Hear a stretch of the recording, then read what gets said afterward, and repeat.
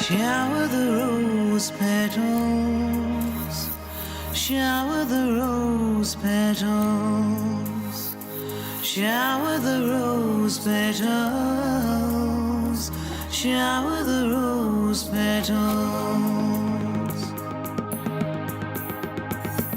Lord of the universe is walking towards us. Lord of the universe is walking towards us. Shower the rose petals, shower the rose petals, shower the rose petals, shower the rose petals. Hello and Sairam everyone, I'm Dana Gillespie and here I am sitting in the library in Puttaparthi. And I was asked to talk about my life. I've had a pretty colourful life, but in order for me to explain about my life with Sai Baba or here in Puttaparthi, I have to actually go back to how I started, which was in 1964. I made my first record in 1964. I was only 15, so you can, if you're good at mathematics, you can work out how old I am. And I knew I was going to be a singer from the age of 11. I started writing songs at 11. And from 64 up until, I can't remember the first year I came here, actually, maybe nearly 40 years ago, I just was singing. I lived a wild life. I hung out with all the top names in the rock and roll business. I've made, well, actually just the other day, my 70th album has come out. So I've not sat back and done nothing. I was the first Mary Magdalene in Jesus Christ Superstar, which was a massive honor to do that in biggest theatre in London. And it must have been nearly 40 years ago, I was on a train going from Zurich to Vienna. That's a 12-hour train journey. And I had nothing to read. And a good Indian friend of mine, she was actually going to publish a book on Sai Baba called Man of Miracles, but publish it in England with bigger print because the Indian version was very small print and you need a magnifying glass when you're older to read it. So she said, I've only got this Indian book, but there's some writing in the side of the book, but you can take it with you and read it, and maybe it's something to interest you in 12 hours. And I remember thinking, this book, I can read this in 2 seconds. I get on the train, open the book, this Man of Miracles by Howard Murfitt. And by the way, this book has changed a lot of people's lives, but it totally revolutionized my life. I open it up, and on page 1, already my palms were sweaty. I knew that something special was in this book, and I read it so slowly, I devoured every word. And by the time I got to Vienna 12 hours later, I'd finished the book, and I thought, right, I'm off to India. And I did something I never do, which is to go to a place when I don't have a gig, a concert. So 3 weeks later, I leapt on a plane, and I had this feeling, even going to get the visa, I could feel Sai Baba pulling me like a fisherman. He'd thrown out the fishing rod, and he was hauling me in, so that when I arrived, I was sure he was going to say to me, hello, I've been waiting for you. You know, you've come. I felt like the chosen one. What an idiot. What an ego. I arrived, didn't know where I was going to sleep, didn't know anything, wandered around like a lunatic, and he ignored me. And not only that, he ignored me for 12 years. I slept in the sheds. I mean, interesting things happen, though. You never forget the friends you stay with in the sheds. And, I mean, I remember one time I'd arrived in Puttaparthi, and somewhere between leaving Whitefields and Puttaparthi, in those days it would take maybe 4 or 5 hours in a bouncing, marvellous Ambassador car. Now everyone wants this modern stuff. Bring me a nice old-fashioned Ambassador. It's sort of what we in Britain call the Rolls-Royce of cars. So I arrived, and I realised that somehow along the line my ticket and passport was missing. And this is the one thing you don't want to lose in India. You could lose your money, you could maybe get that back. You do not want to lose your ticket and passport. And I tried to register at Puttaparthi, which of course is Sai Baba's place. And I got shouted at by the accommodation men, you can't come in here with no passport. They said, go to the police round the corner. And that's one thing you don't want to do either. So I thought, oh, what am I going to do? And I was absolutely distraught because I'm one of those people that never loses anything. And some Austrians behind me, because I go a lot to Austria, and they knew me, and they said, well, you can come in the shed with us. But so I was all flustered, didn't know where I didn't even have a bedroll. I just plonked down. I had no mosquito netting. Everyone else was organised, had hangings, and all I can think of is, oh my God, I've landed up in this place with no ticket and passport. And in the middle of the night, I'm thinking, right, I'm ready to do Omkar. In those days, and you could go round and you could do the Omkar in the early morning. So I got up thinking it must be 5 o'clock, and I had no torch. I couldn't see anything. I rushed out, and I get to the back where normally people would line up. And instead there was just a sort of an old crone covered in what looked like rags, sleeping outside the door. There was nobody there. And I realised I'd arrived at 3 in the morning. Nobody was there. And I thought, what am I going to do? So I plonked myself down next to this elderly lady who was asleep. And I'm sitting there with my hand like this. And I'm thinking, what am I going to do? And I had my head in my hand. And at that moment, out of nowhere, a jasmine flower plopped. I heard an actual plop sound, and it landed in my hand. There was no wind. There was no flowers anywhere. And I looked, I thought, he's gonna help me. This is going to be fine. He's going to save me. So I saved this jasmine flower, go into darshan, of course, which is when Sai Baba comes walking past.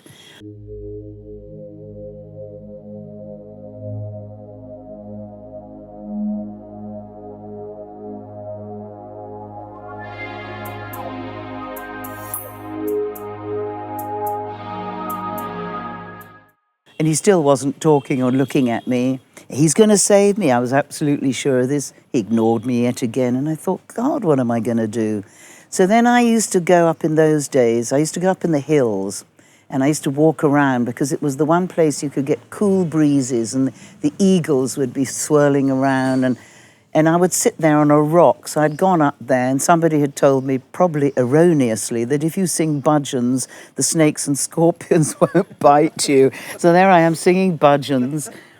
And while I'm up there at exactly 12 o'clock, which of course in India is boiling hot then, and it's a kind of dead zone, I hear in my head, go down to the village now, go down now. So when you have these inner voice things, as you get older, you do learn to tune into your inner voice. I always say it's so important to trust in your own heart. So I, went all the way down. And as I'm walking past the old accommodation office, a man steps out holding my ticket and passport. And he had gone to try and find me, but because I wasn't registered, I was there illegally, of course, he couldn't find me, and they told him to get lost as well. So we literally met like this, and I said, gosh, thank you. Took the ticket and passport and just checked everything was right. When I looked up to thank him, he had gone. So I was pretty thankful about that. These are little kind of things that occurred before I got the first call to come and sing for the 70th. But I mean, one other quick story before I actually got to sing for Swami's 70th birthday. And I thought, right, I'm going to finally go for a birthday. I've never been to a birthday before, and I'd always heard, don't go, it's so packed with people, you'll get swamped and you won't even find a place in a shed, which sounded pretty terrible to me. And a week before leaving, I got terrible pains in my stomach. I collapsed in the street, was taken off to the local Chelsea and Westminster Hospital, which is the London hospital near where I live in Chelsea. And they took x-rays and they could see some sort of shadow somewhere around here. And they said, you've got to... Nobody said, cut this woman open. They just gave me loads and loads of pills, and I was on a drip. And my private doctor came in to see me and said, what are you doing in a public ward? And, and he used to be Rajmata's doctor as well, so he knew who Swami was. And I said, well, it's all right, Swami will take care of me. He said, you're bonkers, he said. But if something changes, you ring me up and let's see what can happen. So I said, but I'm leaving for India in a few days. So he said, well, gaga, he said. So the day before my flight, I come out of hospital. I'm feeling terrible by this time. I'm dripping with sweat and feeling like death. But I had this great bag of antibiotics, so I thought it would save me. I go home, get ready, come into the airport, London airport, and it's 5 in the morning. The check-in things aren't open, so I'm sitting there. By this time thinking, I'm going to die, but Swami's going to save me. And I saw 30 kind of sadhu men in orange and dripping with, ash and everything, barefooted, and they're all chanting. And I'm thinking, this is the sign, he's going to save me.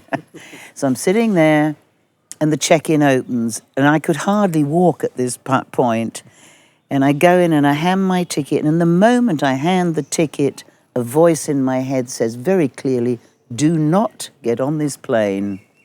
Take the ticket back, go home, call my private doctor. 3 hours later, I'm on the operating slab, and I would have died if I'd have got on the plane because I'd got an abscess. They had to take loads of bits of tubes and things out. It had burst. So if you get septicemia and you're up in the air, you die. They can't land, and they wouldn't have known what it was. So he saved me anyway. But after that, all through this time of my 12 years in what I call the wilderness, I knew I was meant to be there. Within my heart, I knew instantly Swami was all I needed. And even if I was miles away, and I often was, because when I was 15, I was caught in a very bad avalanche in Switzerland. So I was a bit of a champion skier, and I was British junior water ski champion for 4 years. So I was Miss Sporty in my mad youth. And I'm always at the back because I couldn't sit with my leg out. But I kept listening to this great music, and I thought, well, I'm a musician.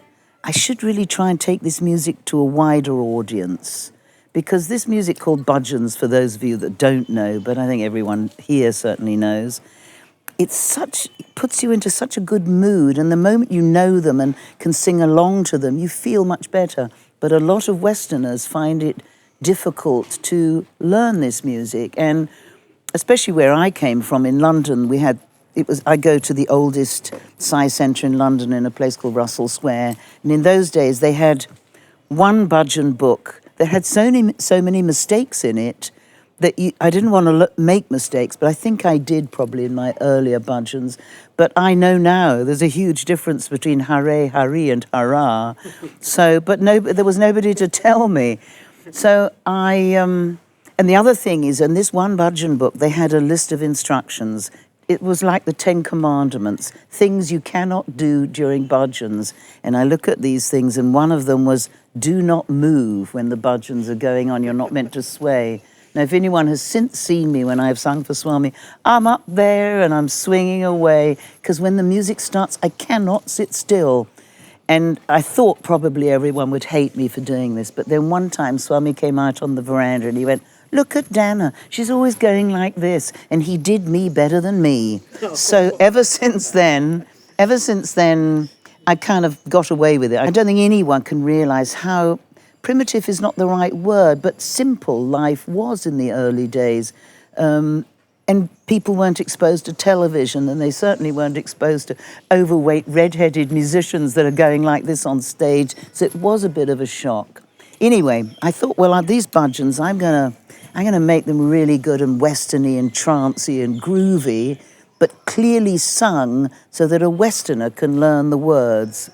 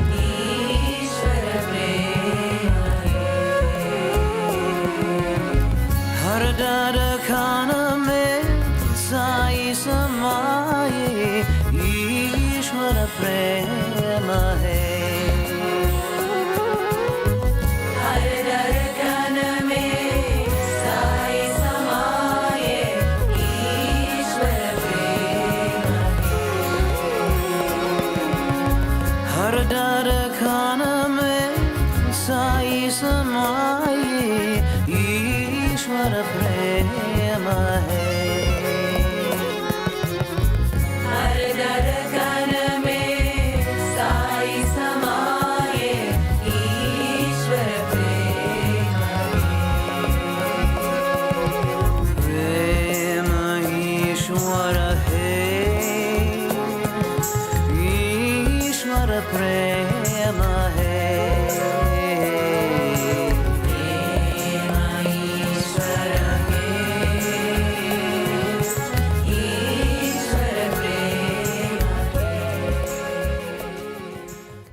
And I had like the second guitarist from Pink Floyd, lovely Tim Rennick. I had great musicians that came in and helped. They're not devotees, but they were quite happy to just play along. And I thought, how can I get this to Swami? Because I was always at the back because of my leg. So I was there for 2 weeks and I put it on a cassette machine and I put it in what we in England called a jiffy bag. It's a sort of padded thing with bubble wrap inside. And I was thinking, I've got 2 weeks to try and hand it to him. But I was always at the back. But from this distance at the back, I could see people were offering things and he was patting them or patting on their heads in a thing. And I was always in the back getting no joy. Well, I was getting joy. I was actually in those days, I remember thinking about this the other day, I was quite content to just see one of his hairs sticking out from behind a pillar or a tiny bit of a flash of orange. I was totally happy. Anyway, the days go by and I've got this package burning a hole in my room and I got one last chance to get it to him and I thought, I'm going to have to do this. So I suddenly found myself on front row. And one thing I must stress is that nobody knew who I was. I always came alone. Nobody knew my name and nobody knew I was a singer. You know, a few English people might have known me, but I didn't know anyone then. And I found myself in the front, and I thought, well, I'll have to suffer with my leg. And Swami came out, and he came straight to me, stood right in front of me, and he said, the singer, hand me the cassette. Now, nobody on this planet, except for Sai Baba, knew that I'd stashed a contraband cassette under my clothes. And that was my sign to go and print. And CDs had just been invented then, so that was my sign. I made my first CD. And from that moment on, my life kind of changed because I'd got my first Bhajan CD. And a few months later, I get a telephone call, sadly not from Sai Baba himself, but from the organization. They said, would you like to come and sing for the 70th birthday? Would I? What a question. I said, yes. I said, well, I've just done my first Bhajan CD. I was hot to trot for bhajans. And they said, no, Swami wants you to do your Western music. Now, this was really difficult. Blues musicians, I'd never heard blues here, ever. In fact, it was quite difficult to even get a drum kit. There was no real piano. Well, there was in the school, but it was badly out of tune. So I asked my English band, the London Blues Band, and I said, do you want to come and play in India where you can't drink, you can't smoke, you can't eat meat, and you won't get paid? Needless to say, half the band said, no way, Jose. But the other half, I had two others, and they said, yeah, well, why not? So I had to take two other guys from Austria. One of them is called Joachim Palden, who I've worked with for years, and he's a phenomenal boogie piano player. And he said, yeah, we'll come. So I arrived with 4 musicians who didn't really know each other. And we arrived, and it's the first time I've been in Puttaparthi, and it was heavingly packed. 70th birthday was more crowd than it is now, actually. And for those of you that have never been into the stadium, it was packed like you cannot believe. However, a couple of days before, I'm in joy because they've stuck a huge rosette there saying artist. So, and I had somebody to sort of wheel me around everywhere. I was able to jump the queue for food. I was suddenly in a front line for Swami's darshan, which hadn't happened to me before. And I had a room on my own. Oh, glory, hallelujah. That was a joy. You know, you had a fan so the mosquitoes didn't come in and attack you. And I'd sort of been walking out. My musicians had no idea what to see. In fact, though I must say, Joachim Palden, my piano player, has since been here a few times, and his twins were born on the 23rd of November, Swami's birthday, which he's not. He says, I'm not a devotee, but he's a natural good man, and that makes a difference. So, a couple of days before the big 70th, and they had posters everywhere, remember, with all kind of huge names from India, all Indian musicians, and at the bottom it said, Dana Gillespie, London. And probably everyone was thinking, who on earth is that? And I didn't know which day I was going to be on, but I remember thinking, having seen some Japanese devotees walking around with a mask, I remember thinking, I'm not going round walking with a mask. I'm not going to look ridiculous. And about an hour later, I got hit with the worst flu and dripping nose, and I was completely voiceless. But I couldn't tell my musicians because I didn't want to freak them out. So I just walked around thinking, my God, I'm again pouring with sweat. What am I going to do? So the day of the concert, for some reason, they put me on the 23rd, the final big day, and I was probably the least well-known of anyone there, but Swami knows what he's doing. All the musicians were sort of at the side area, because in the stadium there's this thing called the Shanti Vedika, where Swami would sit, and then the musicians would come out of a huge sun, and we'd step out and do our thing, and they had all the famous cricketers and, famous bigwigs announcing us. And I'm there thinking, I have no voice and I can't even whisper. I literally couldn't say one word. And Swami's sitting over on the side, and I look over to him, and he's quite a distance. And I say to him, Swami, you've got me in this mess. You must help me. And if you're going to help me, just please look at me once. And he just went like that, looked at me, and then looked back. And I thought, oh, I don't know what that means. But suddenly 2 seconds later, somebody I didn't know came up and said, I think I should give you 5 cloves to suck, which I threw them straight in my mouth. And then another guy came up and said, my father's a singer. I think you should just have some vibhuti, his grey ash. So I threw that in my mouth. And then I noticed there was a huge group of children who all made up, ready to go on and do their thing. And they were suddenly cancelled.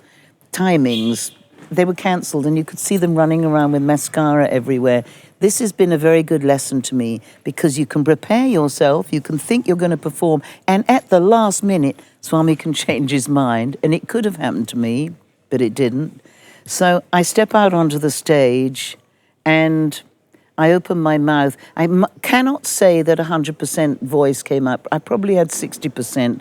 Joachim, the piano player, only played real piano. So we had this huge grand piano, God knows how they lifted it up, onto the stage. It had been the day before so out of tune, and Joachim had bought a tuning fork, and it was still out of tune. But by the end of our gig, somehow it was all in tune. But one leg was missing, so they had it on bricks. I mean, it was chaos. Anyway, but those were the glorious old days, because I suppose from where I sit now today, that's 25 years ago, sort of. So we did the gig, and I had a problem, because blues music is often quite racy lyrics. It's music from the 20s, 30s, and 40s, and you have to remember that all Western music is based on blues. You wouldn't have your rock and roll or your jive and your jazz or anything without blues. And it's music that people used to sing when they had pain. If you were a slave 100 years ago in a sugarcane field or something, you only had your voice. You had music to lift up your soul. So people often think, and it's wrong thoughts, that blues is depressing stuff. Blues is about joy. If you've been cheated on, or your man has walked out, or you're hungry, or you've drunk too much, all basic life stories would go into these songs. And so it's a very real kind of music, which attracted me from the age of 11. And I know that nobody in Puttaparthi had heard the blues before. But Swami, I think, must have wanted me to take a wider message through. So I had a problem, because none of my lyrics were suitable to perform in front of Swami. I mean, absolutely not. The grooves and the style, yes. So I sat down and I wrote in a sort of Chicago blues. Each city in America has got a certain style of blues. So Chicago blues is it's kind of, we call it Humpty Dumpty Dumpty. It's a very simple style. And I wrote, I sigh for you. I was rather happy that I'd got the word sigh, double meaning, with Sai Baba. And, I sigh because I do sigh for Swami all the time. Well, I used to. Now he's everywhere, so don't need to sigh. But then I used to do a boogie thing, which had a rather irreligious title called Come On If You're Coming. I changed it to Happy Birthday Baba, because nobody ever sang happy birthday songs like that. I'd never heard it before.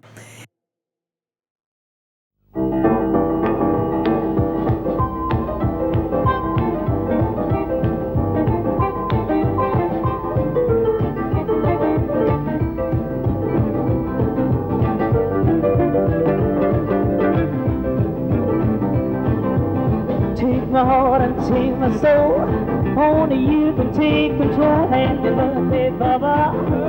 Happy birthday, Baba. Happy birthday, Baba. Give you my heart. Although everything belongs to you, there's one thing I wanna do. Happy birthday, Baba. Happy birthday, Baba. Happy birthday, Baba. I give you my heart. There's so much I wanna say, but oh, you know it all anyway. Happy birthday, Baba.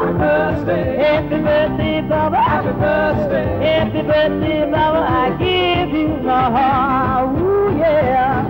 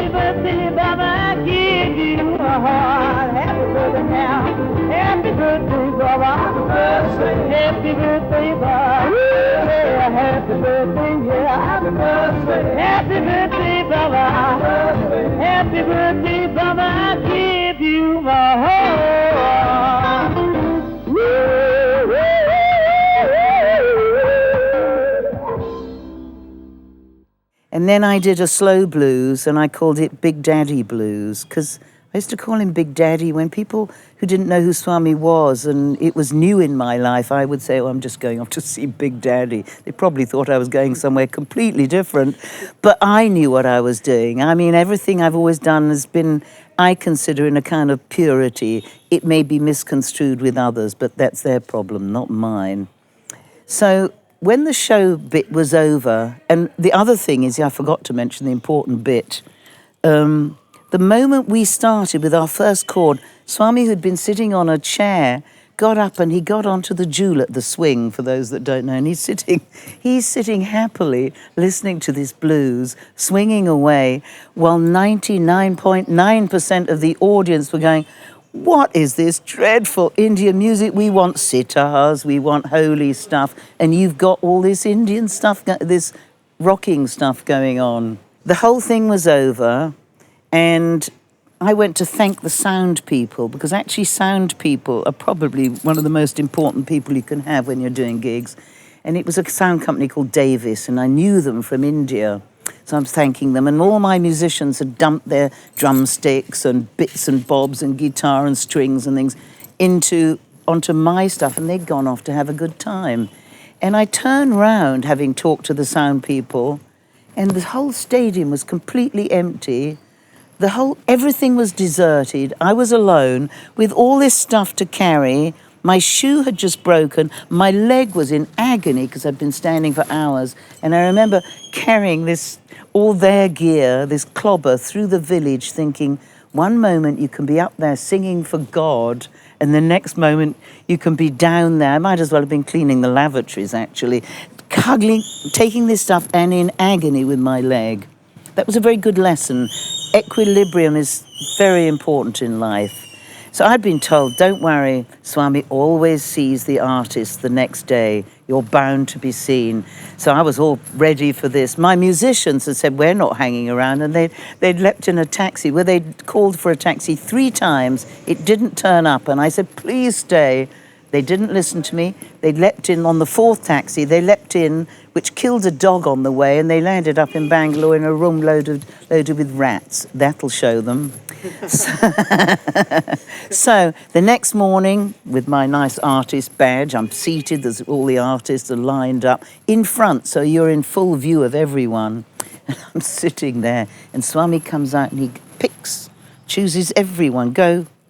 He gets to me, he ignores me, picks everyone else. Every single person was chosen to go in except for me.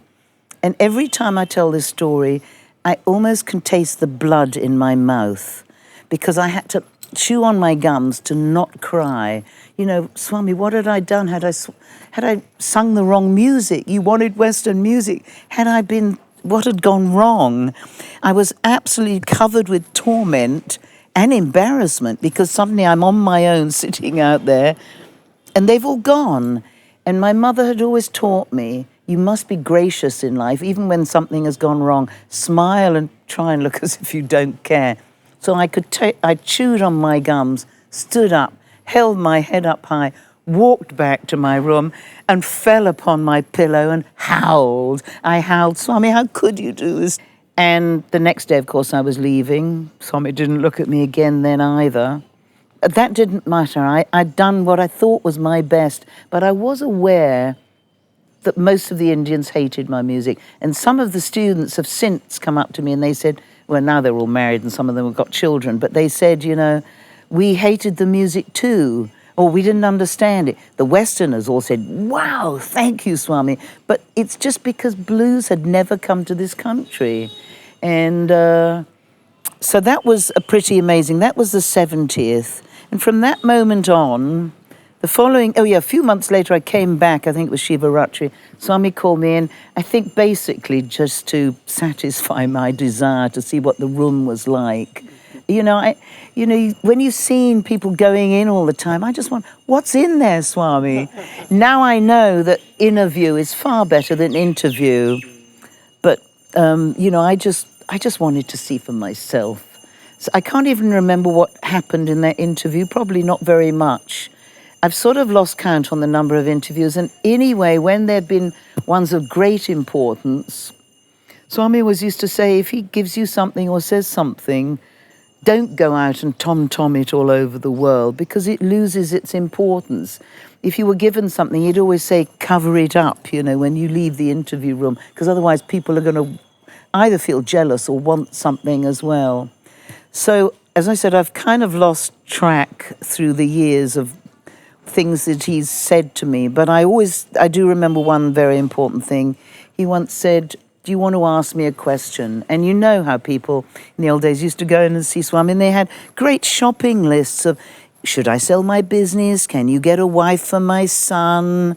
When's my daughter getting married? All of this trivial stuff. I never had a question because when I was there, sitting in front of him, I just felt I didn't have any questions. So I'm in there on my own. And by the way, this was at a time when they used to say, he doesn't take people in on their own, certainly not women. He did. I went in there quite a few times and it didn't bother him. In fact, he always used to call me sir, so that was quite reassuring. Because I've always felt slightly, not exactly a hormonal imbalance, but I live in a man's world. I've worked in a man's world in the 60s, and you get strong. You've got to toughen up.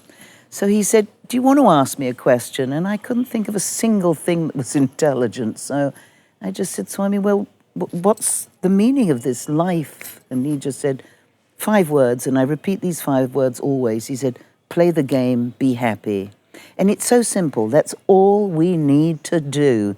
And we are like his chess pieces. He moves us around. Surrender is the most important thing. I always remember Rajmata said to me when I first came here, she said to me, if you learn surrender, that's the only thing you need to know. Everything else falls in place.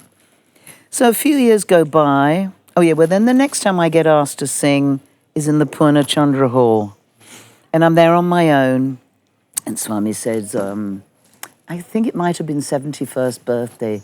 So I'm there on my own, and Swami says, now you sing these 6 songs, and he says, don't worry, I will be there, because my worry is I was singing with backing tracks, and I'd never heard people in Puttaparthi sing with backing tracks. They always came with live musicians.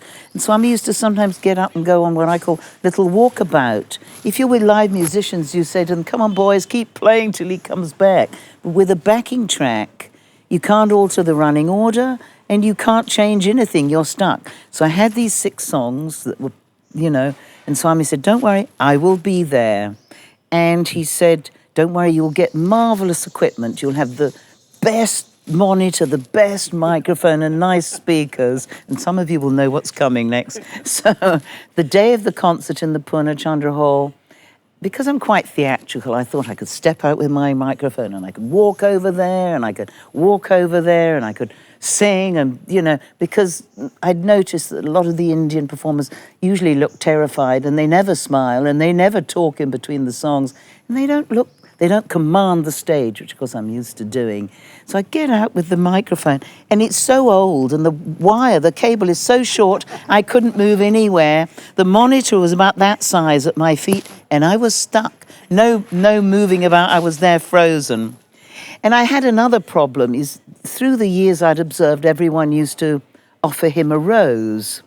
Well, in the Purna Chandra hall, there's a sort of a semicircle thing, a thing where the VIP sit with Swami in the middle, but it's down below. And as a woman, you can't possibly go among the men to give something to Swami. So how could I give him a rose? And anyway, with my bad knee, on a stage, I never could get down on my knees because Swami liked people to look elegant.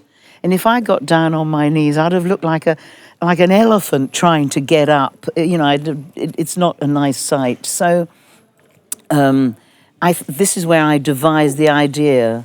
I devised the idea to shower him with rose petals. I had a big bag of rose petals. I come out onto the stage, probably looking horror at the microphone, but then I just threw them all over him. And I'd learnt to do that because I think it was a couple of years earlier. I'd been there on Ladies' Day. And for some reason, 4 ladies were chosen to give Swami some flowers. And they were wrapped in plastic. They looked cheap and nasty and horrible, and they were all drooping. And one of the ladies was a famous actress, Hollywood actress, I shouldn't say her name, and 2 other bigwigs from here in the ashram. Why they picked me, I don't know. And I'm given these flowers and I'm thinking, I can't give these to Swami. They look awful. And I was told, no, you must. There's an order. And I said to the girl next to me, I'm not giving these to Swami. I'm embarrassed. She said, you'll be kicked out of the ashram. I said, I don't care. I am not doing this. So the first woman, the famous one, gets up and hands the thing to Swami and he just throws them on the floor. He doesn't even look at them. He's got a really long face. Next woman gets up, throws them. It happens to the third woman. And all the time I'm thinking, I am not offering anything to Swami that he throws them on the floor. So there was a couple of roses in this awful plastic thing. I wouldn't give plastic to Swami anyway. Rip the petals off, leave this plastic thing behind, go up. And he'd had a long face during the whole time. Throw rose petals over him and he smiles. So that's how I started with this rose petal thing. So I pour the rose petals down and my worry about him moving and going on walkabout didn't happen. He stayed there. I could see down below his eyes were burning bright like a tiger. I could see him looking at me because it's all dark down there. I've always felt that he doesn't want me to sing to him. He wants me to sing for him. And anyway, Swami once said, the best way to see the Lord is to see him in everyone. So I look at God when I look at the audience. So I was a bit worried about this concert with my backing tracks for one reason alone. I'd taken one bhajan, which was Prasanna ho, Sathya Sai Ram, put a disco beat on it, which I thought, I'm going to be landed in such trouble again.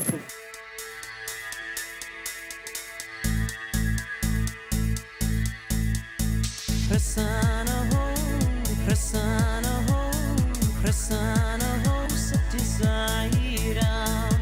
Prasanna ho, Prasanna ho, Prasanna ho, Sathya Sai Ram. Kripa karo, Prabhu, Kripa karo, Prabhu, Kripa karo, Sathya Sai Ram.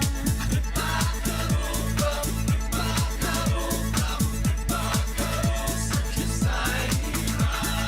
Daya karo, Baba, Daya karo, Baba, Daya karo, Sathya Sai Ram. Daya karo, Baba, Daya karo, Baba, Daya karo, Sathya Sai Ram.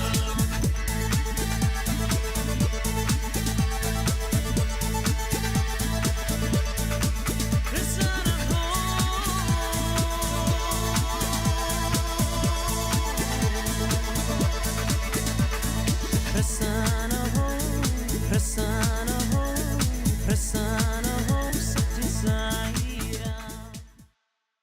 And can you believe it that at the end of the concert, there were students or people in white, probably not students, actually, they were up and dancing to Prasanna ho. I've now seen them dance all over Russia where I've sung. They get up and dance because this music is joyful. And then at the end of the concert, he came up and he gave me this little thing, which is here. This was the first thing he ever gave me.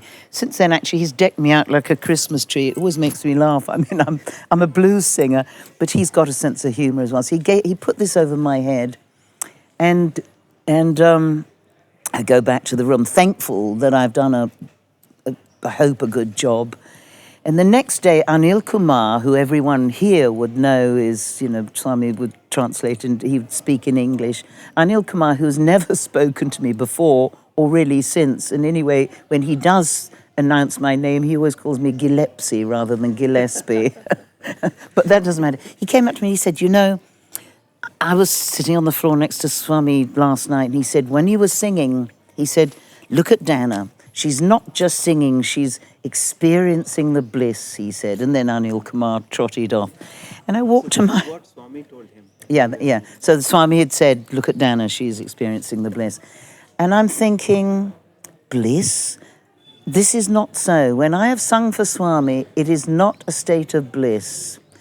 It is, I'm a professional. So usually I'm thinking, what's the next verse? Is my makeup dripping? Is my sari still on? That's always a concern. Or, what's happening? Because I'm thinking about my work. But when I have sung the songs, when I practice songs, especially a song that I wrote for him called Guardian Blue Angel, and now when I'd be staying in Rajmata's house, where the acoustics are amazing, I used to practice in there, and I'd start this song, and I would be in floods of tears. Not one note would come out of my mouth.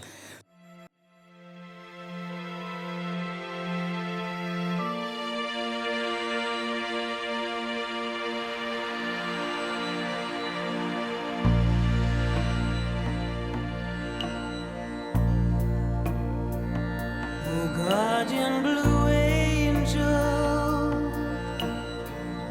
spread your wings over this weary child, so safe and sound. I'm tired of running wild. There's been so many times when you've saved me from the lion's jaw, saved me from myself. You opened up the guardian blue angel, teach me how to fly. Take this fallen angel back to the sky.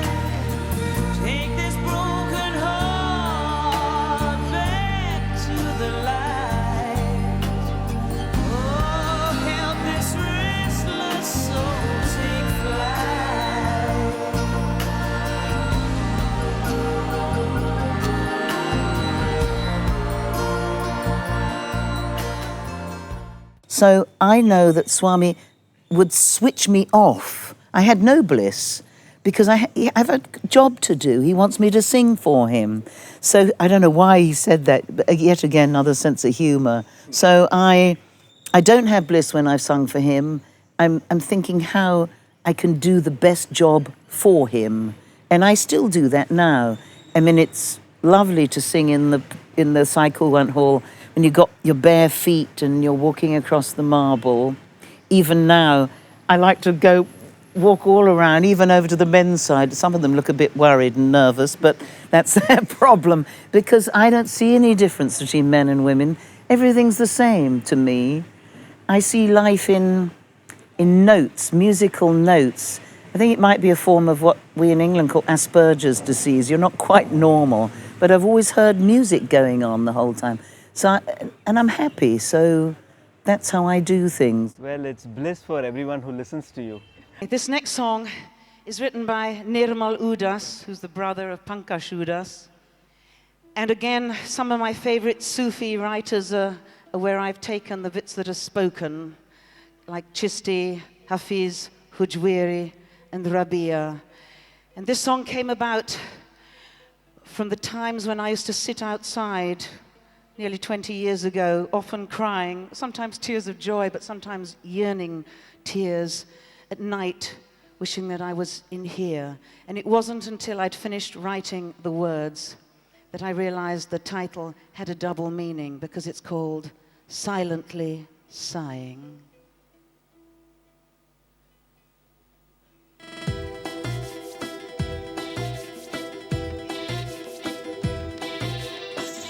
The stars are shining, all eyes are closed in sleep. Each lover is now alone with his beloved, and so here too am I.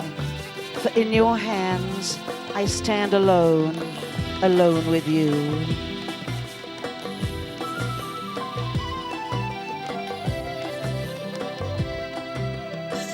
Silently sighing underneath the moonlight, softly crying, what am I to do? Silently sighing, wondering if this night you will make my dream come true. To bless me with love so I may adore you. Bless me to do what's right and be true. Give me a heart so I can give it back to you. Silently sighing underneath the moonlight, slowly dying of love for you. Then a voice whispered, light the lamp of love in the inner chamber of your being. For there you will hear the finest of music, and you will meet the beloved.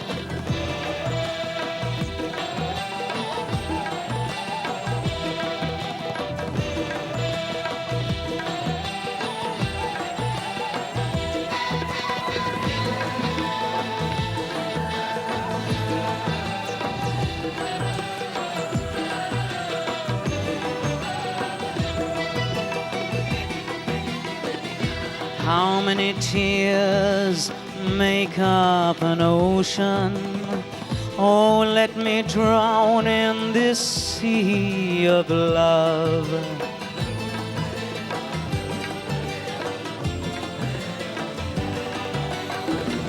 Deep in my heart, this burning emotion shines as bright as the stars shine above. The flame within, now it won't rest easy. Only your love can set me free.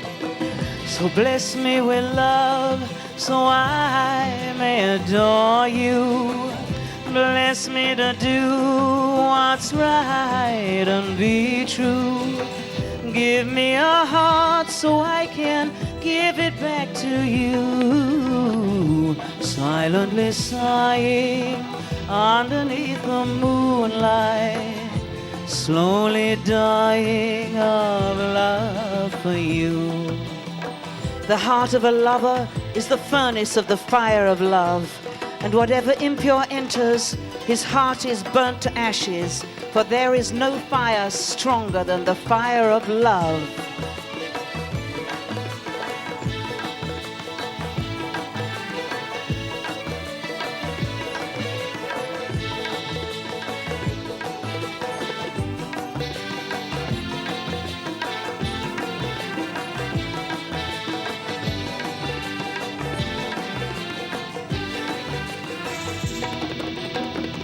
So many nights have passed without sleeping, till the dawn comes whispering your name.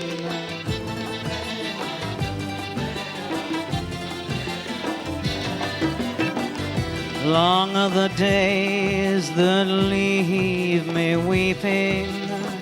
I know I've only myself to blame.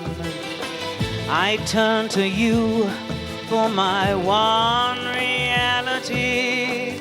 Only your love can set me free. So bless me with love so I may adore you. Bless me to do what's right and be true. Give me a heart so I can give it back to you. Silently sighing underneath the moonlight, slowly dying of love for you. Don't regret your midnight sighs, for they are the mirror of the heart, radiant in the dawn. For love is the polisher of the mirror of the heart.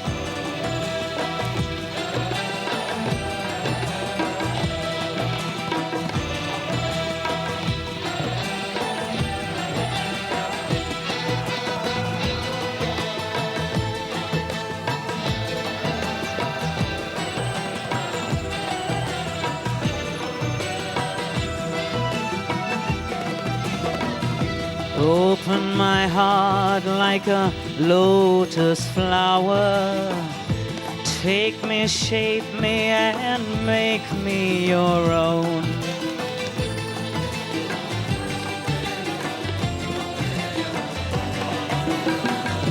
Hear my prayer in the midnight hour.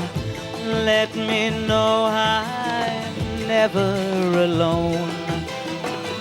Turn my life into sweet victory. Only your love can set me free. So bless me with love so I may adore you. Bless me to do what's right and be true. Give me a heart so I can give it back to you. Silently sighing underneath the moonlight, slowly dying of love for you. So bless me with love so I may adore you. Bless me to do what's right and be true. Give me a heart so I can give it back to you. Silently sighing underneath the moonlight, slowly dying of love for you. Silently sighing underneath the moonlight, slowly dying of love for you.